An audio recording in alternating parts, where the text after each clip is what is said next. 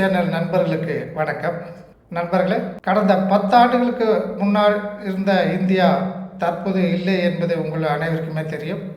ஏனென்றால் தற்போது நமது நாடு எந்த நாட்டினையும் பார்த்து பயம் கொள்வதில்லை. அமெரிக்காவாக இருந்தாலும், சீனாவாக இருந்தாலும், பிரிட்டனாக இருந்தாலும் அல்லது நேட்டோ அமைப்பாக இருந்தாலும் எந்த நாட்டையுமே பார்த்து நமது இந்தியா தற்போது பயப்படக்கூடிய நிலையில் இல்லை என்பது நமது இந்திய நியூஸ் சேனல் நண்பர்கள் அனைவருக்குமே தெரியும். இதற்கு முக்கிய காரணம் என்னவென்றும் உங்களுக்கு தெரியும் நண்பர்களே. இதற்கு முக்கிய காரணம் நமது இராணுவத்தின் பலம் பல மடங்கு அதிகரித்துள்ளது. இதன் காரணமாகத்தான் நமது நாடு, நமது பிரைம் மினிஸ்டர், நமது வெளியுறவுத்துறை அமைச்சர், நமது இராணுவத்துறை அமைச்சர் ஆகியோர் எந்த நாடு எதை பற்றி கூறினாலும் கவலை கொள்வதில்லை. நம் நாட்டை பற்றி குறை கூறினால் உடனடியாக எதிர்த்தாக்குதல், எதிர்வினை அளிக்கக்கூடிய செயல்களை நம்ம நாடு செய்து விடுகிறது. ஆகவே அனைத்து நாடுகளும் தற்போது இந்தியாவிடம் நட்பு கொள்ள விரும்புகிறது, இந்தியாவை எதிர்த்து கொள்ள விரும்புவதில்லை. இதற்கு முன்னால் வெளியான வீடியோ ஒன்றில் நீங்கள் பார்த்திருக்கலாம். இந்தியா மிக வெற்றிகரமாக ஹைப்பர்சோனிக் மிசைல் ஒன்றினை சோதனை செய்து பார்த்து விட்டது. அது இனியும் சில சோதனைகளை செய்யப்பட்டு மிக விரைவில் நமது இராணுவத்தில் சேர்க்கப்படும். இதன் மூலம் நமது தென்னிந்தியாவின் இந்திய பெருங்கடல் பகுதி முழுவதும் நமது இந்தியா முழுவதுமே பாதுகாக்கப்படக்கூடிய ஒரு சூழ்நிலை இந்த ஹைப்பர்சோனிக் மிசைல் மூலம் நமக்கு கிடைத்துள்ளது என்பதனை ஏற்கனவே வீடியோ ஒன்றில் நாம் விவரமாக தெரிவித்துள்ளோம். இதன் காரணமாகத்தான் நமது இந்திய அரசு சீனாவிற்கோ அல்லது அமெரிக்காவோ எந்த நாடு எதை கூறினாலும் அதை பற்றி கவலை கொள்வதில்லை. அவர்களை எதிர்த்து போரிடக்கூடிய தன்மை நம்மிடம் உள்ளது என்ற ஒரு தைரியம் நம்ம நாட்டின் அரசியல் தலைவர்களுக்கு உள்ளது நண்பர்களே. அமெரிக்காவை எடுத்துக்கொண்டால் ஏற்கனவே ஒரு காலத்தில் வியட்நாமிடம் போருக்கு சென்று வியட்நாமை வெற்றி கொள்ள முடியாமல் அதன் படைகள் திரும்பி வந்துவிட்டன.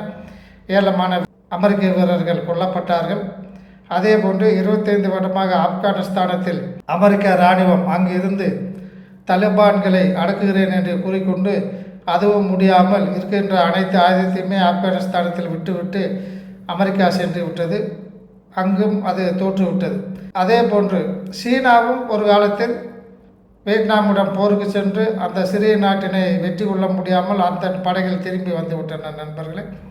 தற்போது ரஷ்யாவையும் எடுத்துக்கொண்டால் மிக சிறிய நாடான உக்ரைன் மீது 3 வருடமாக போர் தொடுத்தும் அதனை இனியும் வெற்றி கொள்ள முடியாத ஒரு சூழ்நிலை உள்ளது நண்பர்கள்.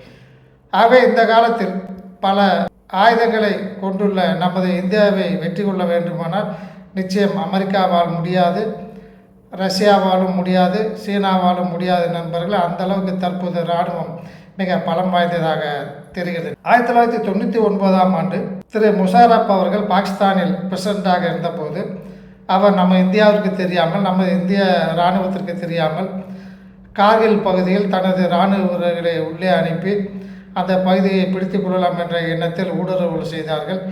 உடனே தகவல் கிடைத்தவுடன் நமது இராணுவம் எதிர்த்தாக்குதலை ஆரம்பித்தது. அப்போது நமது விமானங்களும் நமது படை இராணுவ வீரர்களும் மிக அதிக அளவில் போரிட்டு அந்த வெற்றியை நாம் பெற வேண்டிய ஒரு சூழ்நிலை ஏற்பட்டது. பாகிஸ்தான் இராணுவ வீரர்கள் ஏராளமானவர் கொல்லப்பட்டு உயிரோட்டுடன் இருந்தவர்கள் மீள ஓடினார்கள் அவர்கள் நாட்டை நோக்கி.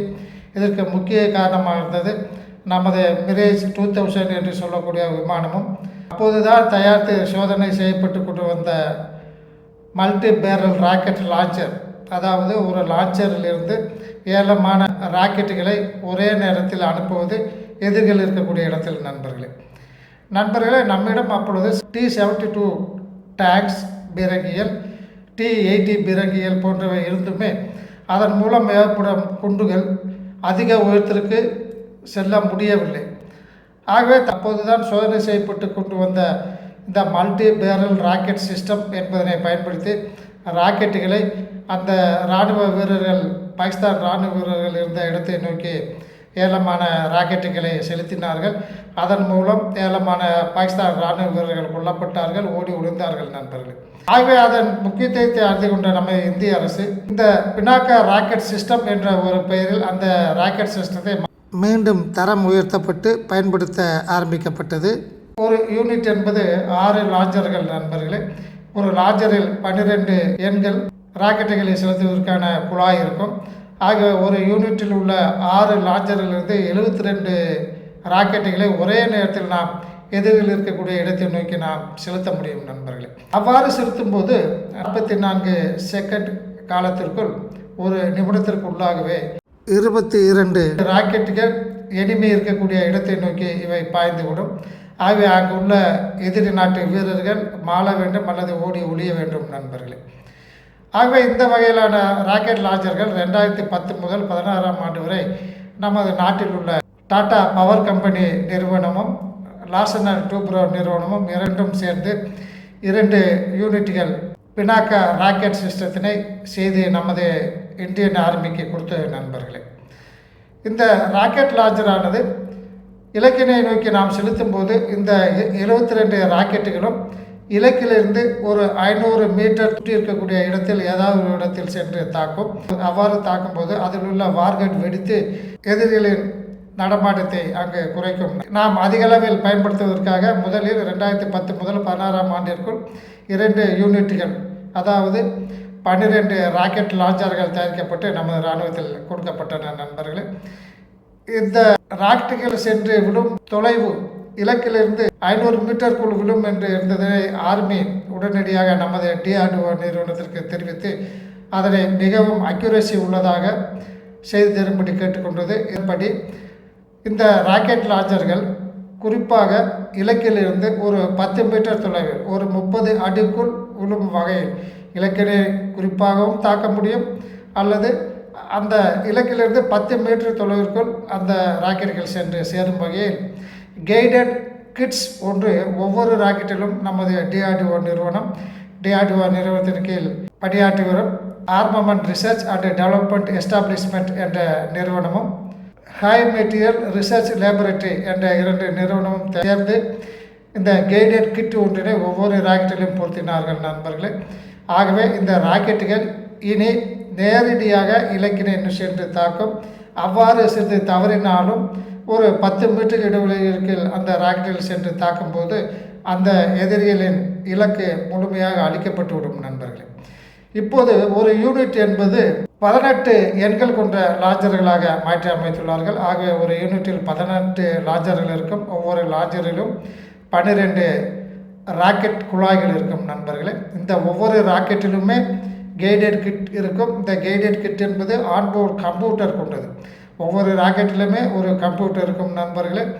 இந்த ராக்கெட் நேரடியாக செல்லும்போது அது இலக்கினை நோக்கி செல்ல வேண்டும் என்பதற்காக அவ்வப்போது ஒரு செகண்டிற்கு 3 தடவை அடிக்கடி அதன் திசையை மாற்றி நேரடியாக இலக்கினை நோக்கி செல்லும் வகையில் இந்த கம்ப்யூட்டர் ஆன்போர்ட் கம்ப்யூட்டர் என்பது அந்த ராக்கெட்டை செலுத்தி கொண்டே இருக்கும்.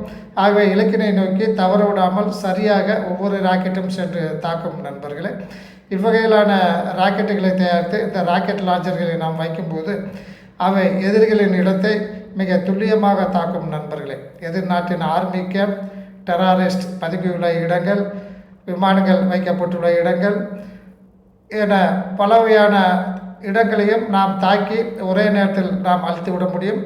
ஒரு நேரத்தில் 44 செகண்ட் நிமிடத்திற்குள் 216 எண்கள் ராக்கெட்டுகள் அதுவும் இலக்கினை நோக்கி செல்கிறது என்றால், அதுவும் 60 கிலோமீட்டர் தொலைவரை இருக்கக்கூடிய எந்த விதமான இலக்கையும் தாக்கக்கூடிய தன்மையை கொண்டுள்ளது என்றால், அது மட்டும் இல்லாமல் ஒரே நேரத்தில் 7 மெட்ரிக் டன் அளவிற்கு மேலான வெடிபொருட்களை கொண்டு அந்த இடத்தில் தாக்கும்போது 216 எண்கள் ராக்கெட்டுடன் அந்த இடம் சுக்கு நூறாக ஆகிவிடும் நண்பர்களே. எதிரிகள் உடனடியாக தாக்குவதற்கு அவர்கள் தயார் செய்வதற்கு முன்பாகவே அல்லது அவர்கள் ஓடி ஒளிவதற்கு முன்பாகவே அவை அனைத்துமே அழிக்கப்பட்டுவிடும் நண்பர்களே. ஆகவே இந்த வகையிலான ராக்கெட் லான்ச்சர்கள் தற்போது ஏற்கனவே 2010 முதல் 16ஆம் ஆண்டிற்குள் 2 யூனிட்டுகளும், அடுத்தபடியாக 2016ஆம் ஆண்டு 2 யூனிட்டுகளும் தயாரித்து தரும்படி L&T நிறுவனத்திற்கும் டாடா பவர் கம்பெனி நிறுவனத்திற்கும் நமது இராணுவம் ஆர்டர் வழங்கியது நண்பர்களே.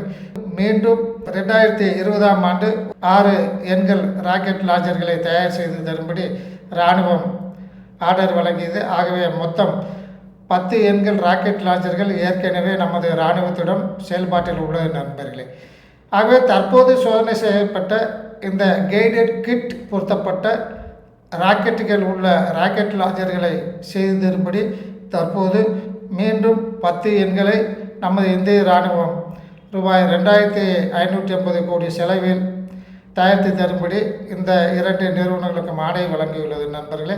ஆகவே நம்மிடம் மொத்தம் 22 எண்கள் ராக்கெட் லாஞ்சர்கள் பினாக்கா என்ற பெயரில் நமது இராணுவம் பயன்படுத்தப்பட உள்ள நண்பர்களே. இதன் மொத்த தொகை 21,000 கோடி இருக்கும் என்று கூறப்படுகிறது.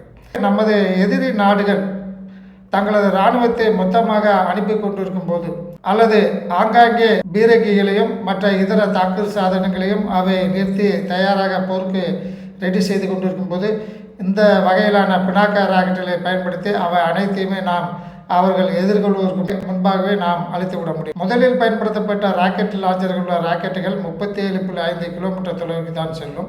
ஆனால் தற்போதுள்ள இந்த கைடட் கிட்ஸ் பொருத்தப்பட்ட இந்த ராக்கெட்டுகள் 75 கிலோமீட்டர் வரை சென்று இலக்கினை தாக்கக்கூடிய தன்மையை உடையது.